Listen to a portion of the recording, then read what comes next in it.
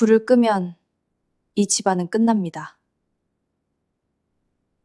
회장님, 오늘 밤 비상등을 절대 끄지 마세요. 심야의 서재. 강도연 회장의 눈앞에 선 소녀의 목소리는 낮고 단호했다. 정전 대비로 끄시면 그게 신호가 됩니다. 회장님만 죽는 게 아니에요. 가문이 끝나요. 서윤, 내가 무슨 소릴. 3시 12분이요. 오늘 밤 새벽 3시 12분에 정전이 한 번 나요. 그 5분이 문이 돼요. 회장은 반사적으로 물었다. 어떻게 알아?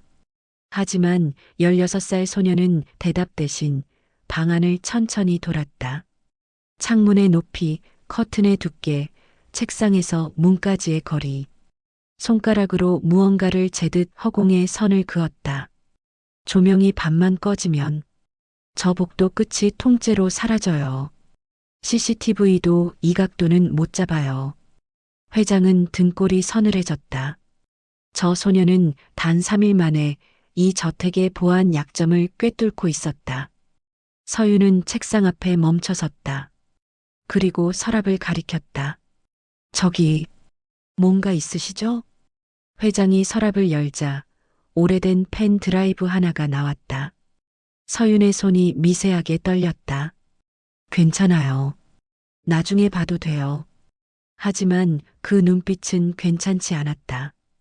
회장은 뭔가 거대한 비밀이 이 소녀와 연결되어 있음을 직감했다.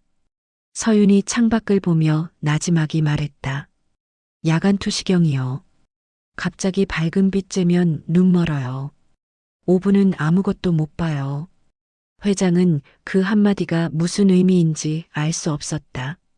하지만 서윤은 이미 다음 수를 계산하고 있었다. 그날 밤 회장은 처음으로 비상등을 전부 켜둔 채 잠들었다. 그리고 서윤은 자신의 방에서 낡은 노트에 한 줄을 적었다. 0312 정전. 후문. 7년 전과 같은 패턴. 소녀의 손끝이 떨렸다. 그날이 다가오고 있었다. 도연재단 청소년 자립지원 프로그램 소속 서윤입니다. 3일 전 백발의 집사는 16살 소녀를 위아래로 훑쳤다. 보호시설 출신, 학력도 변변찮고 말수도 적다. 회장님 건강이 안 좋으셔서 생활 도우미가 필요하긴 한데 애가 뭘 할 수 있겠어. 하지만 강도연 회장은 재단 담당자의 추천서를 보며 고개를 끄덕였다.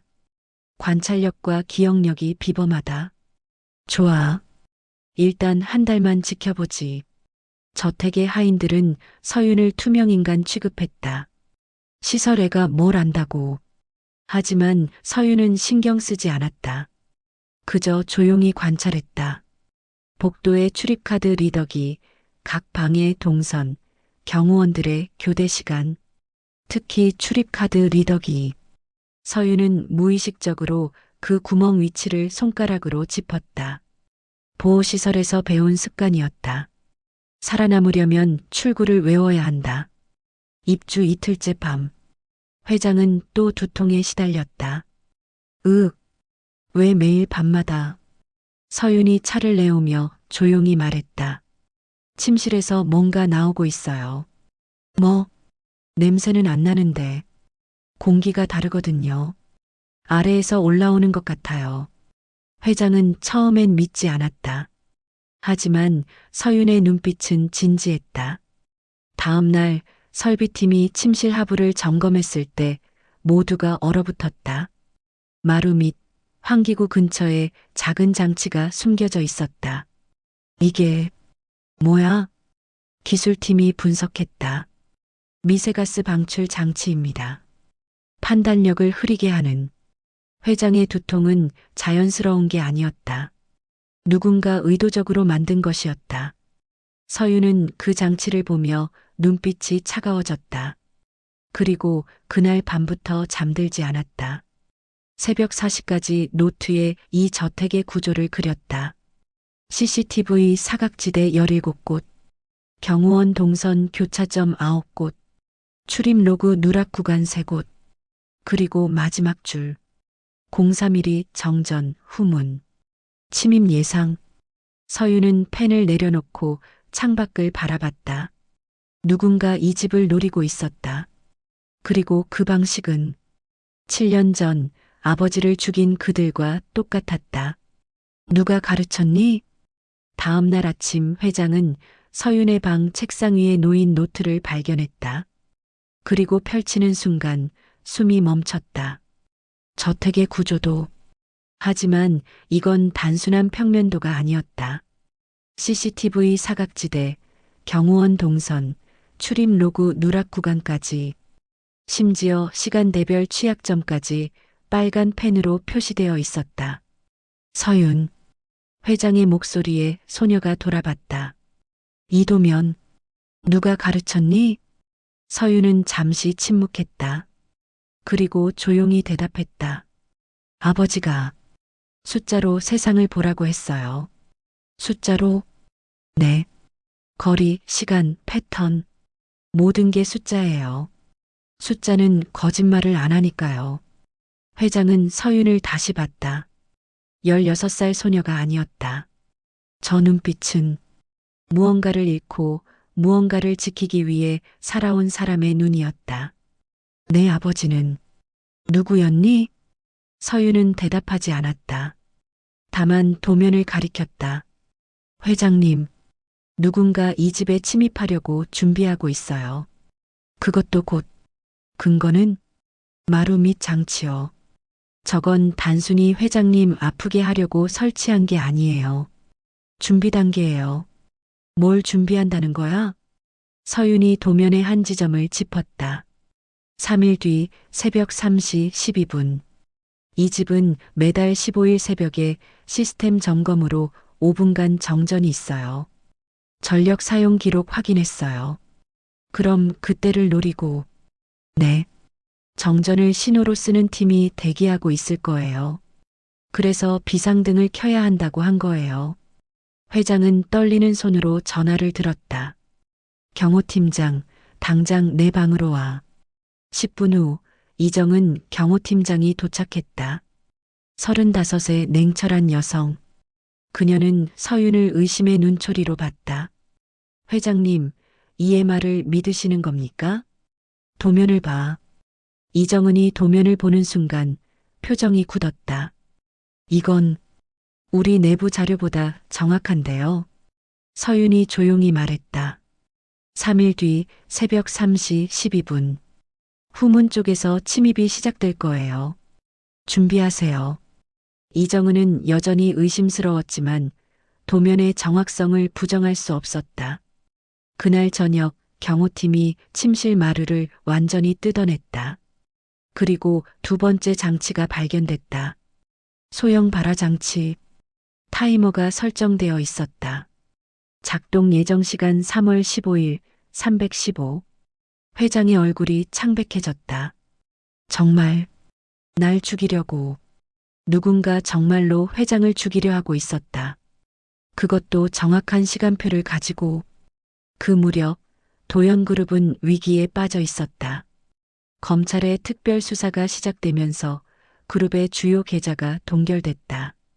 직원 급여, 재단 운영, 협력사 대금까지 모든 자금 흐름이 막혔다. 회의실은 난리였다. 이대로면 이번 주 급여를 못 줍니다. 재단 산하병원이 문을 닫을 수도 있어요. 강민재 이사가 답답하다는 듯 말했다. 삼촌, 지금 정치권에 손을 써야 합니다. 김태곤 의원 측과 타협을. 안 돼. 회장의 목소리는 단호했다. 우리가 잘못한 게 없는데 왜 머리를 숙여. 하지만 이대로는. 그때 회의실 문이 조용히 열렸다. 서윤이 차를 들고 들어왔다. 민재가 짜증스럽게 말했다. 지금 그런 거 할 때가. 실례합니다. 서윤이 회장 옆에 차를 놓으며 낮게 말했다. 동결된 계정 말고 빠진 게 있어요. 회의실이 조용해졌다. 뭐? 숨긴 게 아니라 정산이 안 끝난 거예요. 2022년 재단 구조조정 때 넘긴 부동산 하나. 대금을 아직 안 받으셨어요. 서윤이 테이블에 서류 한 장을 놓았다. 이 건물이요. 팔았는데 정산이 보리로 남아 있어요. 재무이사가 서류를 집어들었다. 이게 맞네. 어떻게 이걸? 계약서 17페이지요. 추가 서류 제출까지 정산 보류라고 되어 있는데 그 서류가 안 들어온 거예요. 그러니까 법적으로는 아직 재단 돈이고 동결 대상이 아니에요. 정산 금액이 340억이요. 한 달은 버틸 수 있어요. 회의실이 술렁였다. 재무이사가 급히 계산기를 두드렸다. 맞아. 이거면 급여는 물론이고 회장은 서윤을 바라봤다. 넌 어떻게 이걸? 아버지가 가르쳤어요. 문서는 끝까지 읽으라고. 그 한 줄이 답일 수도 있다고. 이틀 후 자금이 풀렸다. 직원들은 환호했고 언론은 위기의 도영그룹, 기적의 자금 확보라는 제목으로 보도했다. 하지만 여의도의 한 고급 오피스텔, 김태곤 의원은 전화를 내려놓으며 냉소했다. 340억? 개미 새끼들이 모래알 주워 먹으면서 버티겠다고? 그는 창밖을 봤다. 도영그룹 본사 건물이 보였다. 재단은 금고다. 그 금고 열쇠는 내가 가진다. 그가 책상 서랍에서 봉투 하나를 꺼냈다. 초대장이었다. 화해의 만찬에 귀하를 초대합니다. 봉투 속에는 또 다른 메모. 3월 15일 모든 것이 끝난다. 이틀 후 회장에게 초대장이 도착했다. 발신인은 김태곤 의원의 오른팔, 전직 검사장 출신 변호사. 회장은 서윤에게 물었다. 어떻게 생각하니? 서윤은 초대장을 보며 조용히 말했다. 가셔야죠. 그들이 뭘 준비했는지 봐야 하니까. 하지만 그날 밤 서윤은 가방에 작은 씨앗 키트를 넣었다. 무언가 섞일 것을 알고 있었기 때문이다. 만찬장은 고급스러웠다. 한남동의 프라이빗 다이닝. 김태곤의 대리인, 전직 검사장 조성욱이 미소를 지으며 맞았다. 회장님, 오랜만입니다. 오랜만이요. 아, 이 어린 친구는 제 도우미입니다. 건강관리 때문에 데리고 다니죠. 조성욱의 눈이 서윤을 훑었다. 참 기특하네요. 앉으시죠. 식사가 시작됐다. 대화는 날씨, 경제, 정치. 표면적으로는 부드러웠다. 하지만 서윤은 알았다. 이건 전주곡이었다. 식사가 끝나갈 무렵 조성욱이 말했다. 회장님, 사실 오늘 제가 부른 이유는 우리가 오해를 풀고 협력할 방법을 찾고 싶어서입니다. 협력? 네. 서로 윈윈할 수 있는 방법이 있다고 생각하고요. 조성욱이 직접 술병을 들었다. 값비싼 와인. 자, 새로운 시작을 위해. 그가 직접 회장의 잔에 술을 따랐다. 서윤의 눈이 날카로워졌다. 저 술, 색이 죽어 있었다. 빛을 받는 각도가 미세하게 달랐다. 조성욱이 잔을 들었다. 건배를. 안 돼요. 서윤의 손이 번개처럼 움직였다. 회장의 술잔을 쳐냈다. 콰르륵. 술잔이 바닥으로 떨어졌다. 진한 적색 액체가 대리석 바닥에 튀었다. 그리고 쉬익. 술이 튄 자리에서 하얀 거품이 일었다. 바닥 코팅제와 반응을 일으킨 것이다. 동시에 역한 냄새가 퍼졌다. 모두가 얼어붙었다. 서윤이 가방에서 작은 시약지를 꺼내 바닥의 액체에 대었다. 시약지가 즉시 검은색으로 변했다. 섞은 거예요. 이 정도 농도면 한 모금에 심장 멎어요. 심장마비로 처리되게. 조성욱의 얼굴이 창백해졌다. 이건 오해. 와인이 상했나? 상한 와인은 노란색이에요. 이건 검정이고요. 서윤의 목소리는 얼음장처럼 차가웠다. 그리고 당신 손, 술 따를 때 떨렸어요. 익숙한 사람은 안 떨거든요. 회장이 자리에서 일어났다. 조성욱, 당신이 직접 따른 술이요. 설명해 보시오. 나도 몰랐습니다. 누가? 거짓말이에요. 서윤이 끼어들었다. 병 입구를 손가락으로 막았어요. 가라앉지 않게 하려고요. 그리고 회장님 잔에만 끝까지 채웠죠. 경호원들이 조성욱을 둘러쌌다.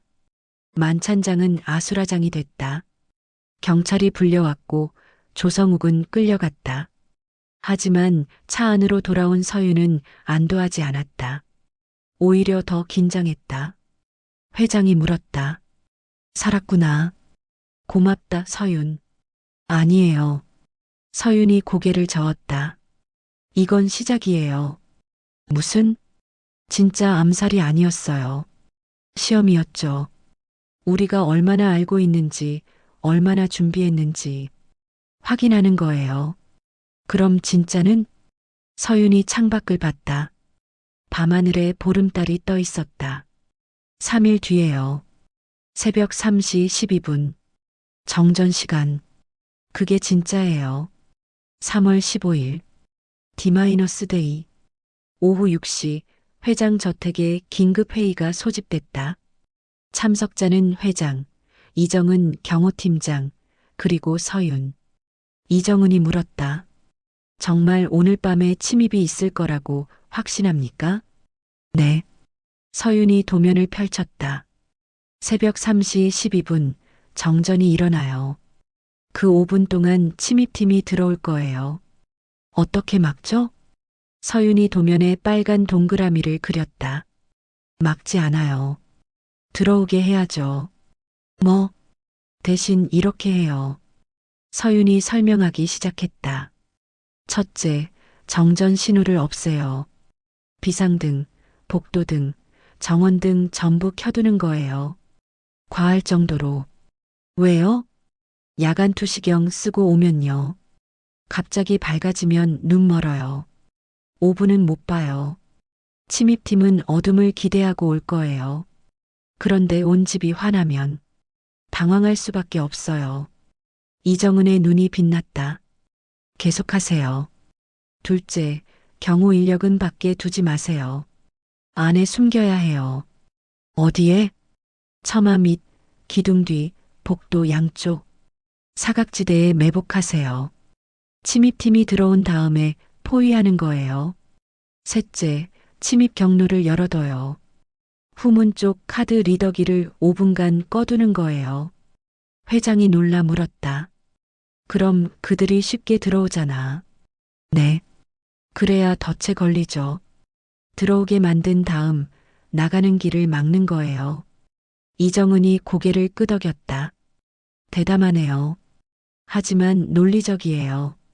해봅시다. 밤 11시. 작전이 시작됐다. 집 앞 모든 조명이 켜졌다. 비상등, 복도등, 심지어 정원 조경등까지. 저택은 마치 축제 준비라도 하는 것처럼 환했다. 경호원 12명이 지정된 위치에 숨었다. 방탄복 착용, 무전기 소음 차단, 비살상 무기 준비. 서윤과 회장은 서재에 있었다. CCTV 모니터를 지켜보며 새벽 3시 10분 남았어요. 서윤이 시계를 봤다. 이정은이 무전으로 보고했다. 전 인원 배치 완료. 대기 중. 3시 10분, 3시 11분, 3시 12분. 정전. 하지만 저택은 어둠에 잠기지 않았다. 비상전력으로 모든 조명이 더욱 밝게 켜졌다. 그리고 30초 후, 후문 쪽에서 인기척이 들렸다. 검은 옷을 입은 4명의 남자. 야간 투시경을 쓰고 방음 신발을 신고 리더가 수신호를 보냈다. 들어간다. 출입카드 리더기에 복제 카드를 댔다. B 문이 열렸다. 4명이 조용히 복도로 들어왔다. 그리고 눈부신 빛. 으악. 야간 투시경을 쓴 채 밝은 빛을 보는 것은 고문이었다. 4명 모두 비명을 지르며 고글을 벗었다. 그 순간 움직이지 마. 사방에서 경호원들이 튀어나왔다. 처마 밑, 기둥 뒤, 복도 양쪽. 12명의 경호원이 4명을 포위했다. 5분 만에 제압 완료. 이정은이 리더의 재킷을 뒤졌다. 그리고 안주머니에서 서류 한 장을 꺼냈다. 작전 지시서. 이정은이 서류를 읽다가 얼굴이 굳었다. 회장님, 이거. 회장이 달려왔다. 지시서를 받아 읽었다. 그리고 손이 떨리기 시작했다. 지시서 하단에 적힌 서명과 코드, 그리고 필체. 강민재, 회장의 조카, 친아들처럼 키운 조카. 회장의 목소리가 떨렸다. 민재가. 서윤이 조용히 말했다. 배신자는 언제나 가까운 곳에 있어요. 하지만 이건 시작에 불과했다. 지시서에는 다음 페이지가 있었다. 그리고 그 내용은 회장 암살보다 더 끔찍한 것이었다. 새벽 4시. 서재에 모인 사람들의 얼굴은 창백했다. 회장, 이정은, 서윤. 그리고 무릎 꿇은 강민재. 삼촌. 저는. 민재의 목소리는 떨렸다. 29살 청년은 울고 있었다. 설명해봐. 회장의 목소리는 차가웠다. 왜 내가 침입팀 지시서에 협박당했습니다. 민재가 소리쳤다. 김태곤. 그 사람이. 회장이 책상을 쳤다. 협박? 그래서 나를 죽이려고? 아니에요. 전 몰랐어요. 거짓말 마. 회장의 목소리가 떨렸다. 넌 이 지시서에 서명했어. 내용을 알고 있었다는 거야. 민재가 무너졌다. 그리고 떨리는 손으로 휴대폰을 꺼냈다. 이거 보세요. 화면에는 문자 메시지가 있었다. 김태곤에게서 온 것. 사진 첨부 형수와 아이들이 집 앞에서 서 있는 모습. 오늘 밤 집에 무사히 들어가게 할까? 아니면? 민재의 손이 떨렸다. 형이 남긴 빈문서, 불법 계약서, 전부 증거가 있다고 했어요. 언론에 터뜨리면 형수랑 조카들이 거리로 나앉는다고. 또 다른 메시지. 오늘 밤 9시까지 서명 안 하면 내일 아침 조간신문에 내 가족 이름이 실려. 민재가 울먹였다. 그래서 어쩔 수 없이. 회장은 조카를 봤다. 분노와 실망, 그리고 연민이 섞인 눈빛. 민재야, 넌 선택을 잘못했어. 알아요. 하지만 회장이 한숨을 쉬었다. 이해는 해. 내가 지키려던 게 뭔지. 서윤이 조용히 끼어들었다. 지시서 2페이지를 보세요. 이정은이 다음 페이지를 넘겼다. 그리고 모두가 숨을 멈췄다. 사후 처리 계획. D12시간 언론 단독 도연그룹 회장. 테러 자금 조성 의혹. D24시간 검찰 내사 착수 방국가 자금 흐름. D48시간 그룹 본사 및 재단 압수수색. D72시간 회장 일가 및 핵심 임원 전원 구속. 최종 목표 도연그룹 해체. 재단 자산 국고, 귀속. 일가 사회적 사형. 회장이 서류를 떨어뜨렸다. 이건. 서윤이 고개를 끄덕였다. 처음부터 목표는 회장님 개인이 아니었어요. 그룹과 재단, 그리고 일가 전체를 무너뜨리는 거였죠. 왜 이렇게까지? 재단은 금고니까요. 서윤의 목소리는 담담했다. 병원, 학교, 복지시설, 연간 수조 원이 움직여요. 누군가 그걸 차지하고 싶었던 거죠. 민재가 문서를 보며 경악했다. 전 이런 건 몰랐어요. 정말. 서윤이 민재를 봤다. 민재 씨, 이제 선택해야 해요. 뭘? 김태곤을 증언할 거냐, 아니면 공범으로 끝날 거냐? 민재는 떨리는 손으로 얼굴을 감쌌다. 그리고 한참 후에 대답했다. 하겠습니다. 제가 아는 모든 걸 말하겠습니다. 회장은 창밖을 봤다. 동이 트고 있었다.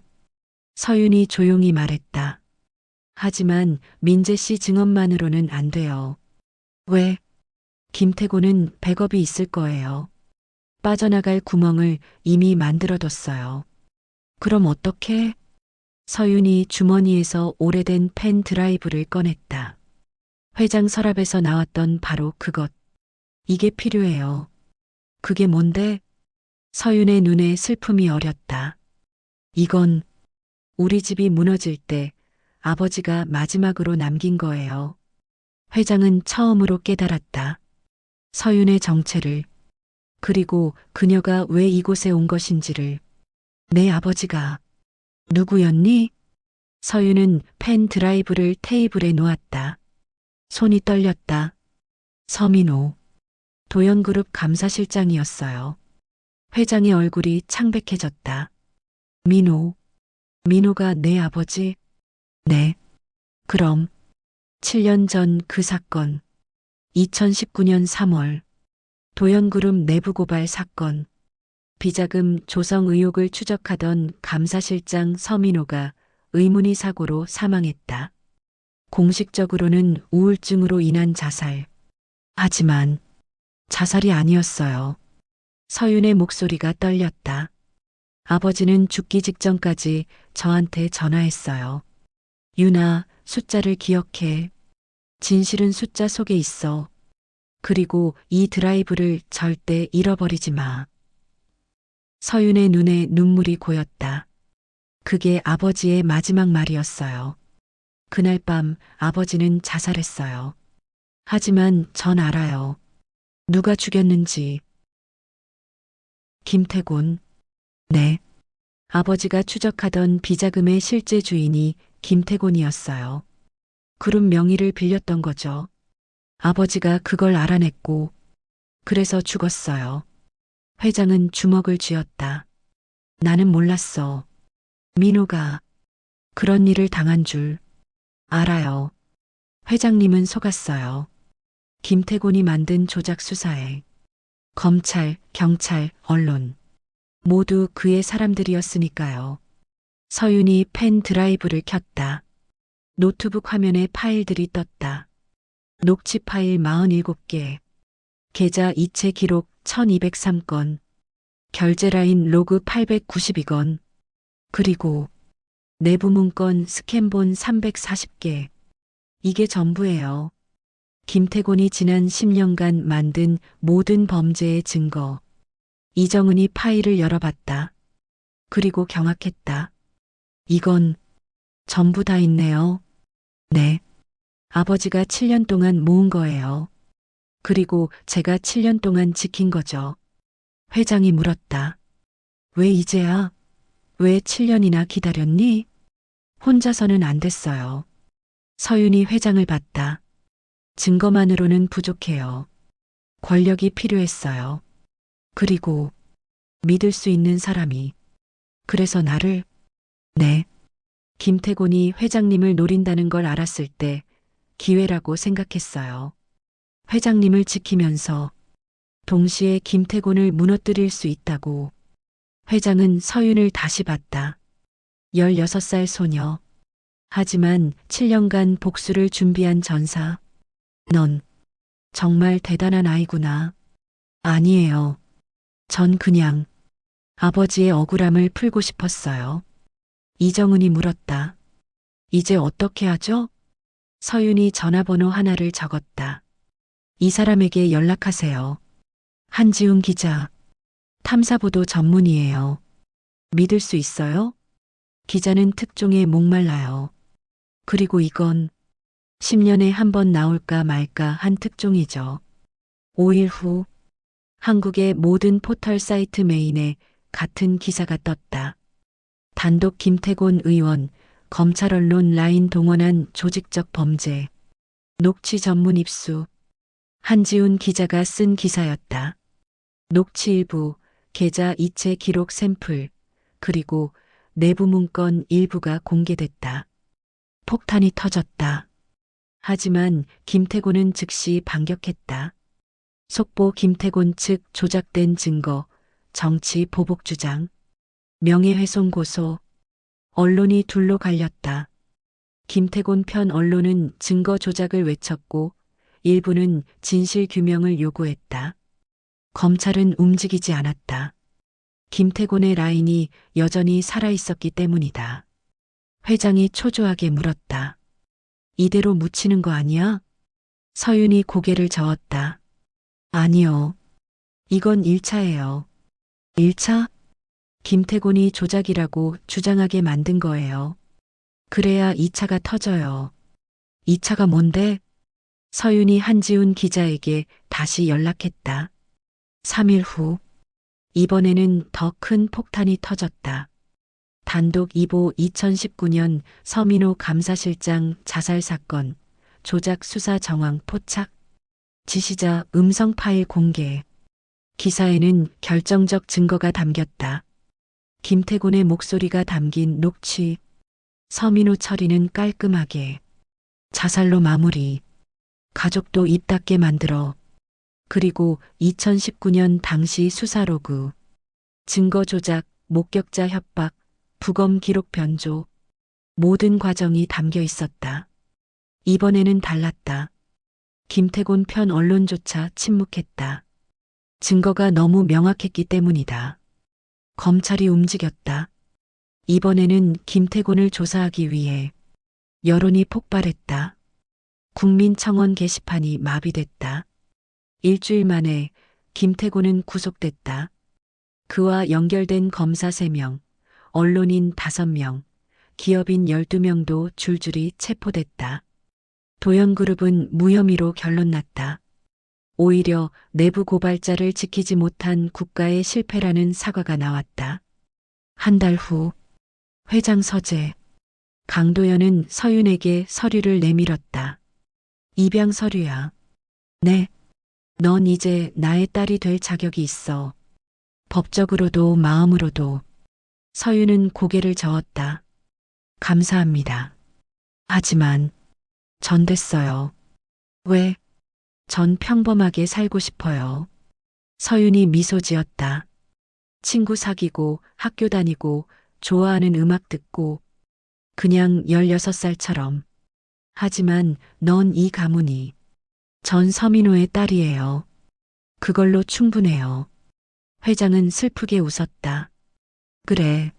내 선택을 존중할게. 서윤이 일어서며 말했다. 다만 회장님, 응? 나라나 사람들이 정말로 필요하면 그때는 다시 올게요. 약속할게요. 회장은 고개를 끄덕였다. 알겠다. 기다릴게. 서윤은 저택을 나섰다. 봄 햇살이 따스했다. 그녀는 하늘을 봤다. 아빠, 숫자는 거짓말 안 하더라. 결국 다 드러났어. 서윤은 작은 가방 하나만 메고 걸었다. 평범한 16살로 돌아가기 위해. 하지만 그 작은 어깨 위에는 거대한 정의를 이룬 전사의 자부심이 실려 있었다.